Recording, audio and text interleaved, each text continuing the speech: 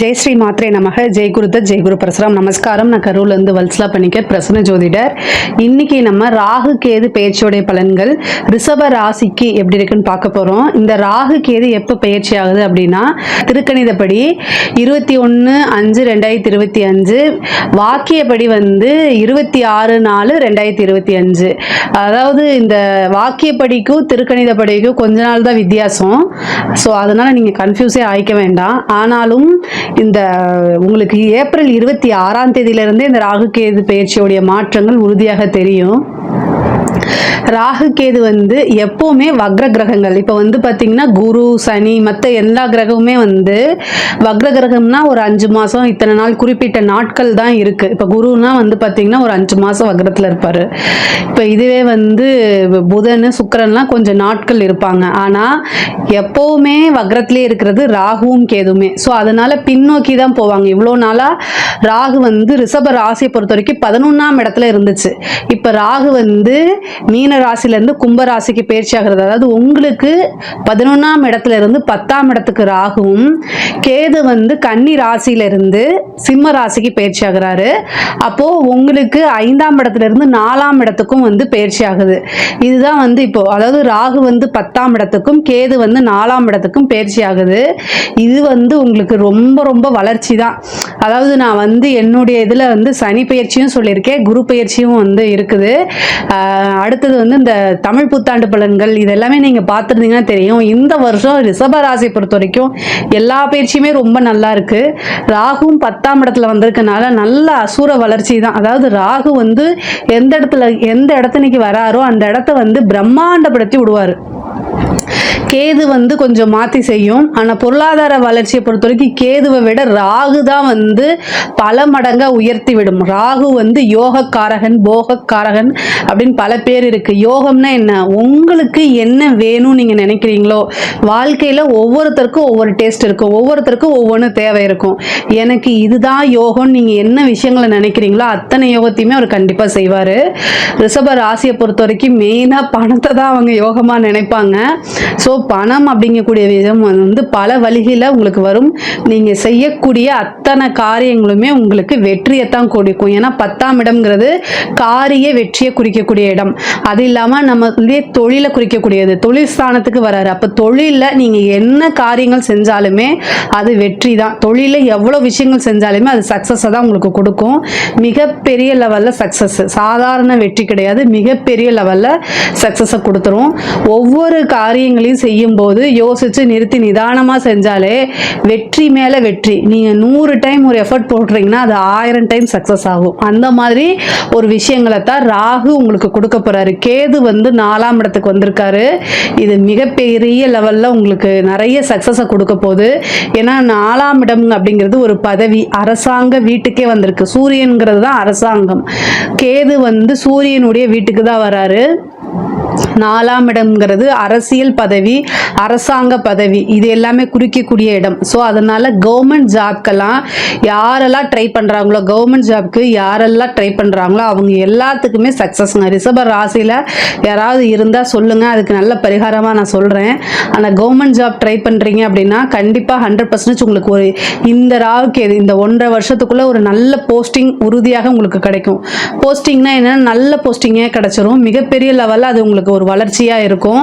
அதே நேரத்தில் 10ஆம் இடத்துல ராகு வந்திருக்கனால அதாவது பதவி மேலும் மேலும் உங்களுக்கு உயர்ந்துட்டே போதும். திடீர்னு ஒரு ப்ரொமோஷன் கிடைக்கிறது. நீங்க செய்யக்கூடிய பிஸ்னஸ் இப்போ ஒரு இடத்துல பிஸ்னஸ் நீங்க பண்ணிட்டு இருப்பீங்க, அதே மாதிரி இன்னொரு பிரான்ச் போடுறது, அப்புறம் டெவலப் ஆகிறது. நீங்க செய்யக்கூடிய இது பிஸ்னஸ் தொழில் என்னன்னா மேலும் மேலும் விருத்தி ஆகிறது. அதுவும் இல்லாமல் இம்போர்ட் எக்ஸ்போர்ட் செய்யறவங்களுக்குலாம் இது ஒரு ரொம்ப சூப்பர். உற்பத்தி சார்ந்த தொழில்களாக இருந்தாலும் நல்ல பிரம்மாண்டமான வளர்ச்சியை கொடுக்க போகுது.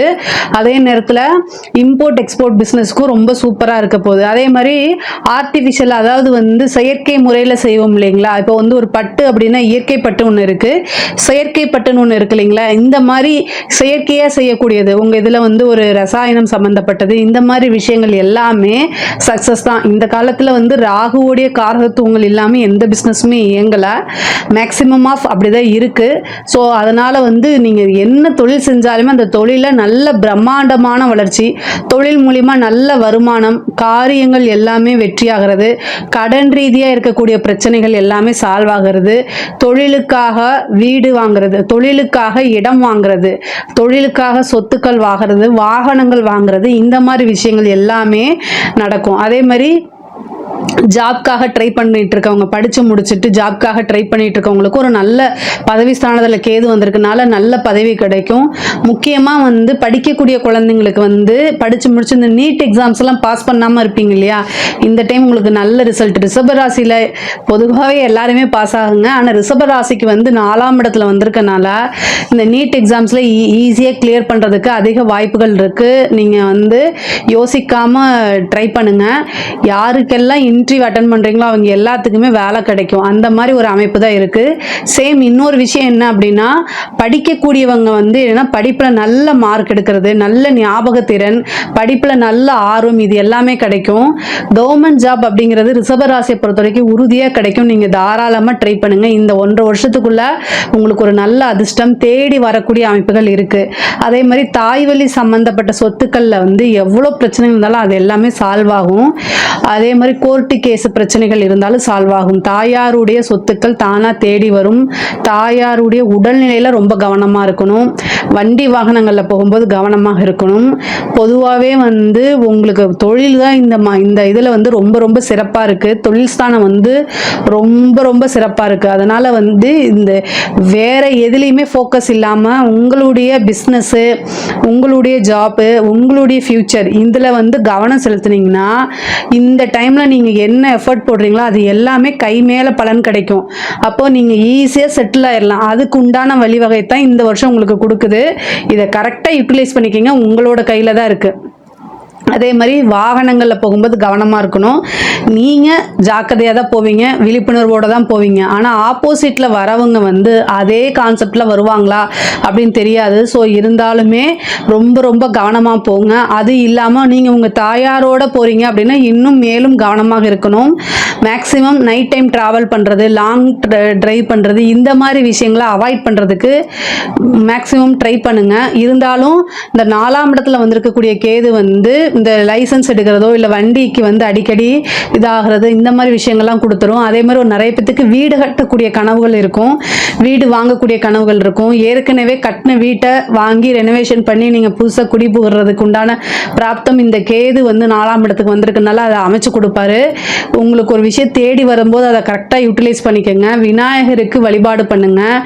ஞாயிற்றுக்கிழமையில் வரக்கூடிய யமகண்ட நேரத்தில் கணபதி வழிபாடு 2 தீபம் தேங்காய் எண்ணெயில் வெள்ளருக்கு வச்சு நீங்கள் போட்டிங்க அப்படின்னா, வெள்ளருக்கு வந்து பார்த்தீங்கன்னா சாதாரணமாக எரியாது. ஸோ வெள்ளருக்கு திரின்னு வாங்கிக்கோங்க. நாட்டு மருந்து கடையிலையோ இல்லை பூஜா ஸ்டோர்ஸ்லேயோ கிடைக்கும். அதை வந்து என்ன செய்யணும் அப்படின்னா, ஒரு வெள்ளை நூல் எடுத்து அதை வந்து அப்படியே சுற்றிட்டு அதை போட்டு தேங்காய் எண்ணெயில் ஊற வச்சிடணும். அப்போ தான் அது எரியும், இல்லைன்னா எரியாது. அதை 2ஆக கட் பண்ணிவிட்டு 2 அகல் விளக்கு மண் தீபம் வாங்கி, பேராசூட் ஆயிலெல்லாம் யூஸ் பண்ணிடாதீங்க. அதாவது சுத்தமான செக்கில் ஆட்டின தேங்காய் எண்ணெயை வாங்கி தீபம் போடுங்க. அந்த தீபம் நல்லா எரியும் போது உங்களுக்கு என்ன காரியங்கள் எடுத்தாலும் சக்ஸஸ் ஆகும். விநாயகரை வேண்டிட்டு போடுங்க.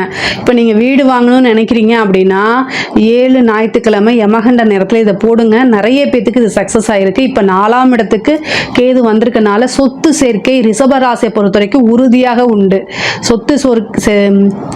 சொத்து சேர்க்கை ரிஷபராசியை பொறுத்த வரைக்கும் உறுதியாக உண்டு. கண்டிப்பாக நீங்கள் வாங்கிடலாம். இந்த பரிகாரத்தை செய்யுங்க.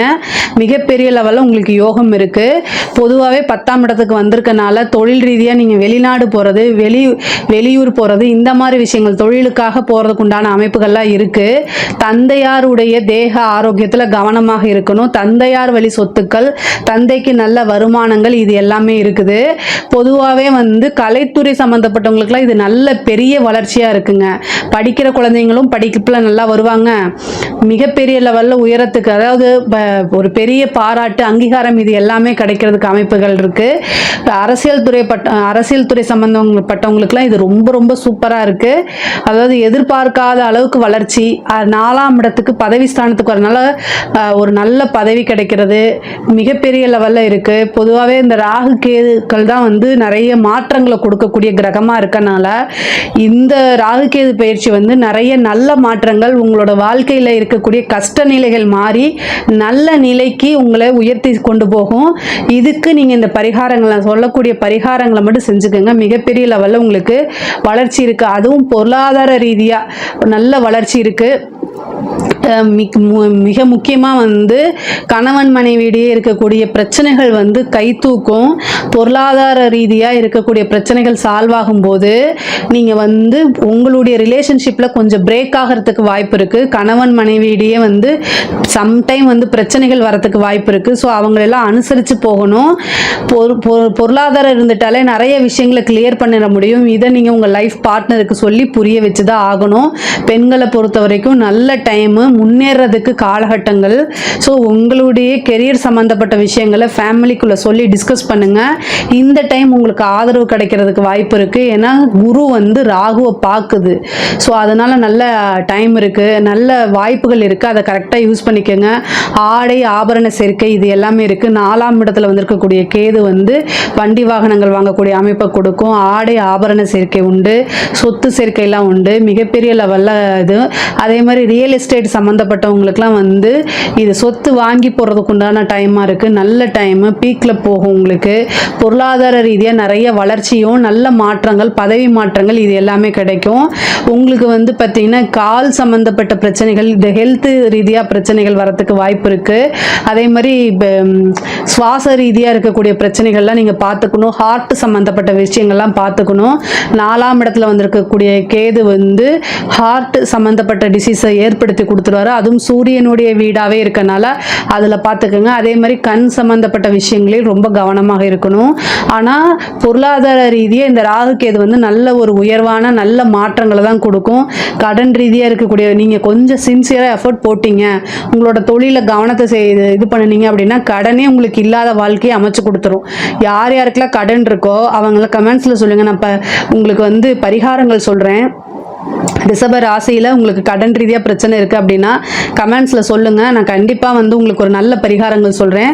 அந்த பரிகாரங்களை செய்யும்போது கண்டிப்பாக அந்த கடன் ரீதியாக இருக்கக்கூடிய பிரச்சனைகள்லாம் சால்வ் ஆகி நல்ல சொத்து சேர்க்கையை உண்டு பண்ணிடும். அதாவது ரிஷப ராசியை பொறுத்த வரைக்கும் 10ல் வந்திருக்கக்கூடிய ராகுவும் 4ஆம் இடத்துக்கு வந்திருக்கக்கூடிய கேதுவும் நல்ல பொருளாதார வளர்ச்சியை கொடுக்கும். அதே மாதிரி ஹெல்த் ரீதியாக இருக்கக்கூடிய கவனங்கள் உங்களுக்கு ரொம்ப ரொம்ப முக்கியமானது. இதில் ஏதாவது சந்தேகங்கள் இருக்குது அப்படின்னா கமெண்ட்ஸில் கேளுங்க. நான் கண்டிப்பாக ஆன்சர் பண்ணுறேன். நம்மளுடைய சேனலை லைக் பண்ணுங்கள், ஷேர் பண்ணுங்கள், சப்ஸ்கிரைப் பண்ணுங்கள். நன்றி, வணக்கம்.